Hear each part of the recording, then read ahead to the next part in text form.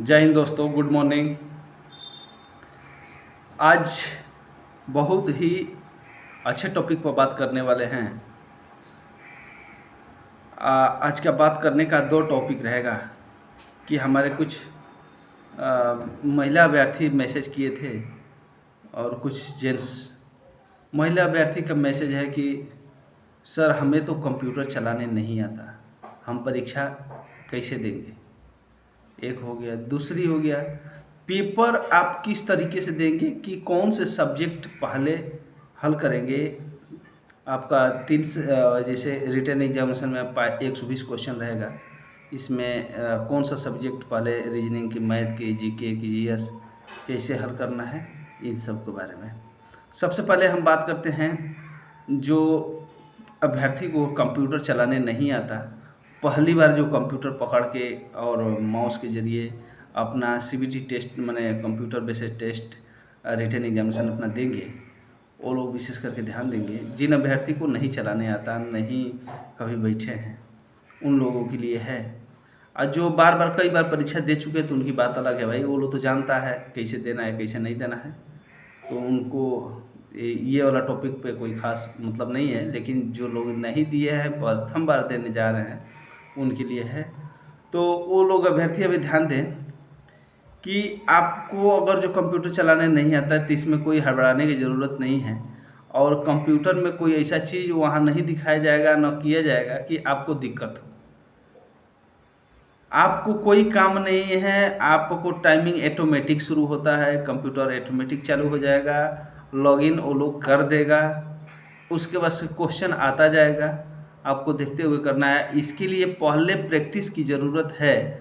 आप CBT test, computer based test, आप cyber cafe जो होते हैं, तो कृपया करके कुछ दिन, जैसे 1 महीना हो गया, रोज़ 1 घंटा का समय निकालिए और जाइए और वहाँ पे पेपर देने का प्रयास करिए कि किस तरीके से हमको पेपर देना है।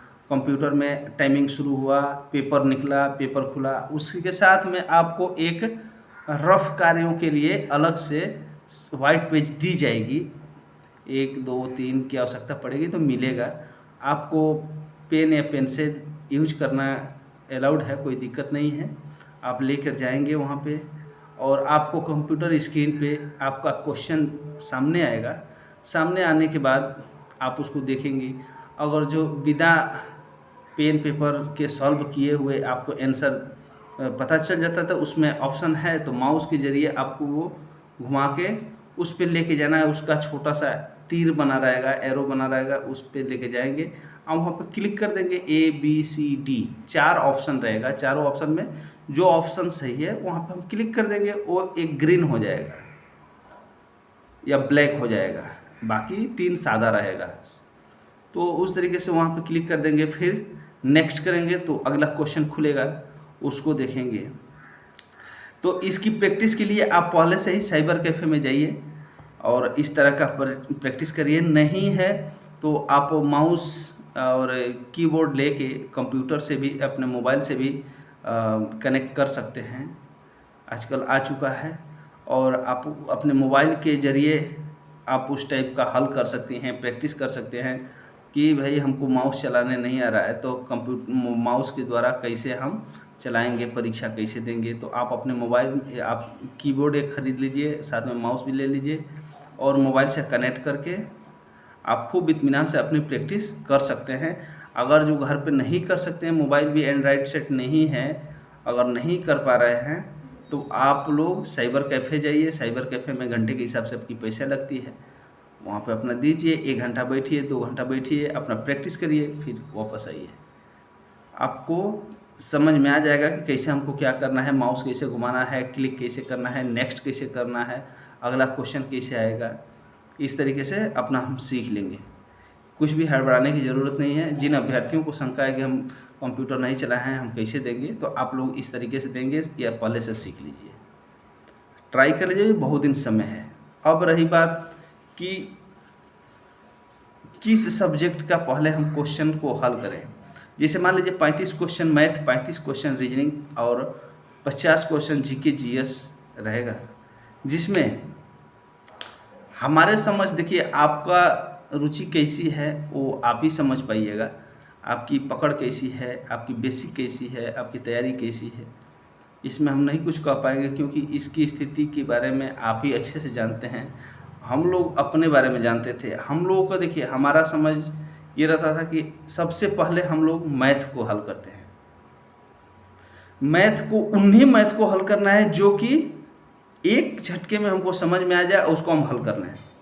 फिर दोबारा उस पर रिपीट नहीं करना है, उसमें समय बर्बाद नहीं करना है। उसे नेक्स्ट क्वेश्चन देखिए।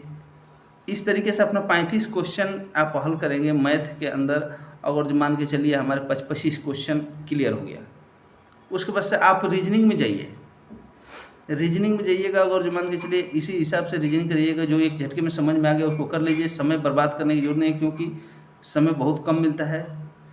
तो ऐसे करके अपना अगर जो मान लीजिए रीजनिंग में भी 25 या 30 कर दिए, उसके बाद जीके जीएस में जाइए, क्योंकि जीके जीएस में थोड़ी सी दिक्कत होगी क्योंकि लॉन्ग लॉन्ग क्वेश्चन रहता है, पढ़ना पड़ता है, पढ़ने में समय बर्बाद होता है। तो दिमाग को तीव्र चलाना होगा, तेज चलाना होगा। तो पढ़िए, अपना हल करिए। जो क्वेश्चन स्पष्ट दिखाई दे, सही आंसर उसका दिखाई दे कि हाँ यही है, तुरंत क्लिक करें, फिर नेक्स्ट जाए। इस तरीके से अगर जो मान के चलिए हमारे 50 जीके जीएस में से अगर जो 30 मिल गया, आपको समझ में आ गया, समय मान के चलिए लगभग आपका 1 घंटा बीत गया। तो इधर आपका 25 25 50 50 और 30, इधर 80 क्वेश्चन हो गया। अभी आपके पास क्या है, आधा घंटा समय। तो फिर आप उन सब क्वेश्चनों को देखेंगे एक बार। जैसे मैथ में छूटा हुआ 10 क्वेश्चन है, 25 तो आप कर दिए हैं, 10 क्वेश्चन है। अब उस 10 क्वेश्चन में थोड़ी सी हम मेहनत करेंगे कि ये आ जाए। अगर जो प्रयास करने से आ गया 2-4 बार, तो मान के चलिए 10 क्वेश्चन में से 5 क्वेश्चन आ गया, 5 क्वेश्चन नहीं आ रहा है, तो ज़बरदस्ती नहीं करना है, समय बर्बाद नहीं करना है, और फिर नेक्स्ट में चलना है। उसमें भी 10 क्वेश्चन जो बचा हुआ है, थोड़ा सा उस पर एक बार विशेष ध्यान देंगे। क्योंकि कई बार क्या क्वेश्चन होता है कि जैसे क्वेश्चन हल्का ईजी और उसको बारे में आपको जानकारी है, लेकिन हड़बड़ी के कारण आप उसको हल नहीं कर पा रहे हैं, दिमाग उस फार्मूला को याद नहीं कर पा रहा है समय, तो उसको आप छोड़िए, आगे चलिए, नेक्स्ट क्वेश्चन को आप हल करिए। अब उसके पीछे आप सोचिएगा, बैठिएगा, दिमाग लगाइए, तो ज़रूरत नहीं है, तब तक आगे चलिए, अगला हल करिए। जितनी इजी क्वेश्चन आपको लग रहा है तुरंत तुरंत तुरंत हल कर लीजिए। उसके बाद जब आपका हल हो जाएगा, उसके बाद फिर से रीचेक करिए अपना कॉपी को, पेपर्स को, कि आपका क्वेश्चन कौन सा हो गया, कौन सा बाकी है। अगर जो बाकी है फिर एक बार उस पर रिपीट करिए। अगर जो फिर मान के चलिए एक बार में दिमाग में नहीं आया, दूसरे बार में आ जाए, तीसरे बार में भी आ जाएगा, तो उस तरीके से हल कर लेंगे। जैसे आपका मान के चलिए इस तरीके से अगर जो 110 क्वेश्चन समथिंग हो गया, तो हो सकता है कि उसमें 2-4 क्वेश्चन गलती भी हो। ऐसा नहीं है कि जो आप कर रहे हैं तो सही ही करेंगे, क्योंकि गलती क्वेश्चन नहीं है, आप भी नहीं हैं, आपको आता है, फिर भी गलती होता है हड़बड़ी के कारण। आप हड़बड़ी करके क्वेश्चन को गलती कर देते हैं। कई बार क्या हुआ रहता है, आप गलत क्लिक कर देते हैं। जैसे कि मान के चलिए आंसर हो रहा है बी, आप मार दिए सी, तो उसमें ध्यान देना है, सी मारने से नहीं होगा, आपको उसको सुधार करना है कि भाई हमको अपना दिमाग को प्रेजेंट रखना है वहाँ पे। उस समय आपका दिमाग ना घर में होना चाहिए, ना स्कूल में होना चाहिए, ना यार के पास होना चाहिए, कहीं नहीं होना चाहिए। आपका दिमाग ओनली सिर्फ तो सिर्फ परीक्षा हाल में ही होना चाहिए। इसे रहता भी है, पता भी नहीं चलता है कि 2 घंटा का समय कब बीत गया। ना उस समय प्यास लगती है, ना पेशाब लगता है, ना भूख लगता है, ना नींद लगता है, इतनी प्रेशर रहती है। देखिए पेपर तो घर पे कोई भी आदमी क्वेश्चन हल कर लेता है, लेकिन पेपर हॉल में बैठने के बाद वही क्वेश्चन आदमी से गलती हो जाता है। तो इस तरह का आपा नहीं खोएंगे, दिमाग को हल्का रखते हुए स्पीड में काम करना है, और इस स्पीड के साथ साथ, जोश के साथ साथ होश नहीं खराब करना है। अगर जो होश खराब किए, आता हुआ क्वेश्चन आपको हल नहीं हो पाएगा, आप फंस जाइएगा, आपको दिक्कत होगा। इसलिए आप जब भी क्वेश्चन का हल करेंगे एकदम सही हल करेंगे और दिमाग को अस्थिर रखते हुए हल करेंगे। स्पीड करेंगे जैसे आपका गुणा भाग जोड़ घटाना अगर स्पीड है, फार्मूला याद है तो स्पीड में हो जाएगा। ऐसा नहीं है कि नहीं होगा।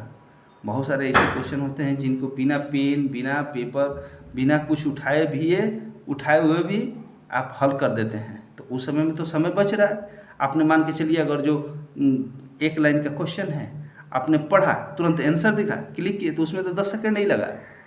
तो किसी किसी में 70 सेकंड भी लगेगा। ये भी सोचिए, किसी में अगर 20 सेकंड में आप क्लिक कर दिए हो गया, तो इसमें से 40 सेकंड बचा। अब 40 सेकंड इसमें से बचा तो नेक्स्ट क्वेश्चन में हो सकता है 10 सेकंड आपसे अधिक लगे, क्योंकि कोई थोड़ा सा आपकी तरीका लॉन्ग हो।